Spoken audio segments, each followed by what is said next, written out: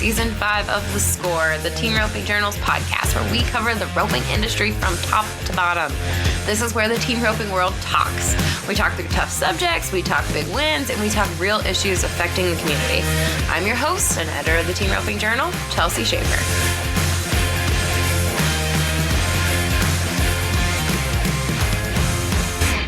Hey Team Ropers, it's Jenna back with another episode of The Short Score. We're just a few days away from the American Rope Horse Futurity Association's World Championships happening in Fort Worth, Texas. So for this week's episode, we have an audio clip from roping.com with Trevor Brazile and Miles Baker talking about how they manage their young horses' progress in preparation for those futurities. I hope y'all enjoy this episode, brought to you by Purina. Stay tuned for the commercial break to learn more.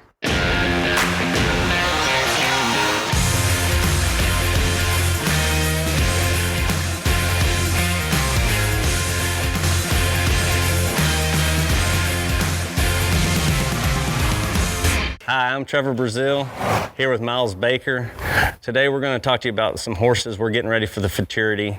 Some older horses that are maybe ready right now for the show, but how we're going to maintain that process so that they're really peaking, 5 or 6 months from now, and how we're going to get that job done.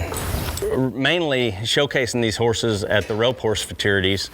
They're a great place to just go show off these young horses and where they are, and season them under a reasonable amount of stress, not as much as rodeoing and other things. So we've got horses that are maybe 5 and 6 years old that have been futuried a couple of years now. And the question we get asked a lot, because it's similar to the barrel horse futurities, is when these horses are peaking before the futurity, how do you make sure that they don't get flat or dull beforehand?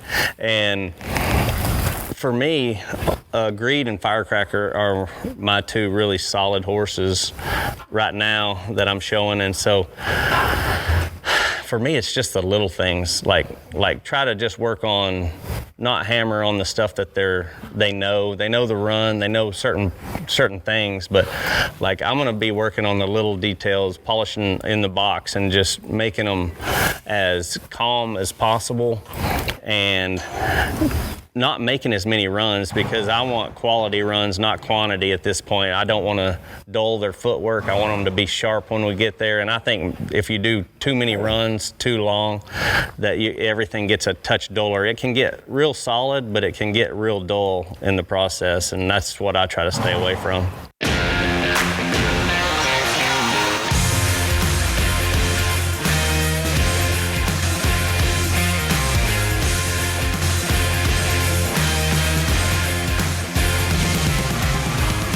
The PhD equine nutritionists at Purina Animal Nutrition tackle problems using science, and their love of horses keeps them at it until they get it right. Even with the most established feeds, they keep innovating. Even when it takes years of research, they don't stop until it's right. They are dedicated to the scientific method, but it can't capture the feeling of seeing a horse reach their full potential. It takes science and love to help your horses live their best life. Put their research to the test at Horse Innovation.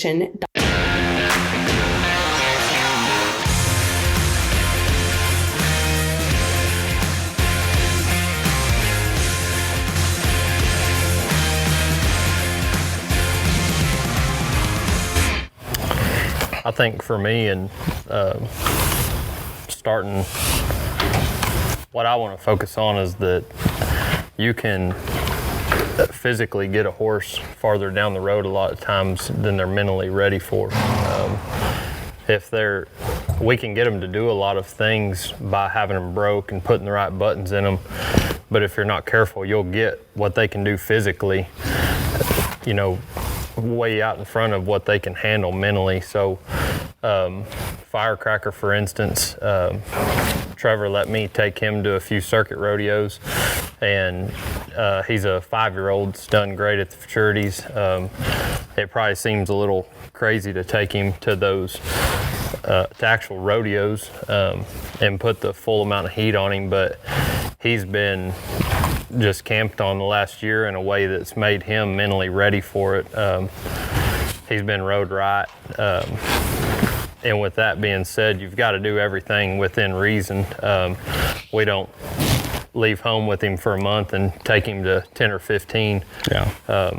And something that I do, people probably think I'm crazy, but getting horses away from the house, such as Firecracker, I might go to a open rodeo and enter the team roping with my wife, and it's a $50 run to score one cow.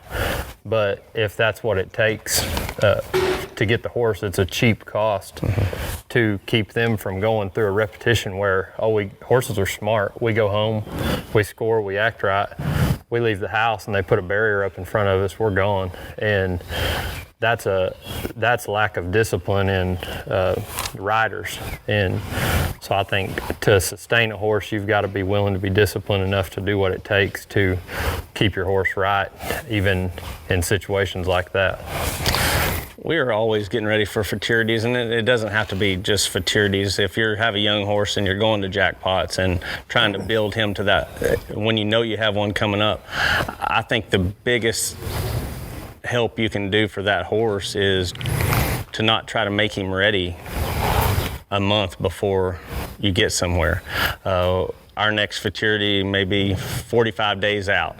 And so if these horses aren't doing exactly what we need them to do, we'll work on pieces of the run and not completely stress out that they don't just lay down the best run of their life every time. As long as we're making gradual adjustments and that they're letting us control each movement, that's the biggest thing.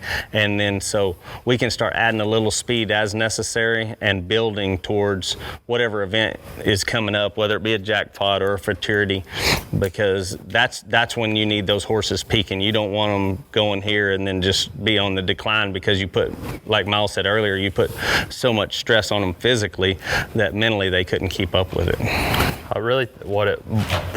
To answer the question about sustaining them, I think it boils down to the discipline factor in riding them, because and like to feed on what he just said, I felt something in a horse I didn't like yesterday, and I worked him on it, and he just rode over and said he doesn't have to be trained tomorrow. We got 2 months. That's the biggest thing people do is try to fix a problem right now, and it's the worst thing you can do on a horse. You have to chip away at something slowly to truly fix the problem or to get it where you want. You can't try to fix it all in one day. We've mentioned it in another video before, but it's going back and reinforcing things, and then live action, and then coming back, and it's just that constant raise the bar, come down mentally, raise the bar, ask them for something, bring it down to where they can control their heartbeat, they can control their breathing, and it just becomes second nature to them, that the stress never gets to where they can't handle it.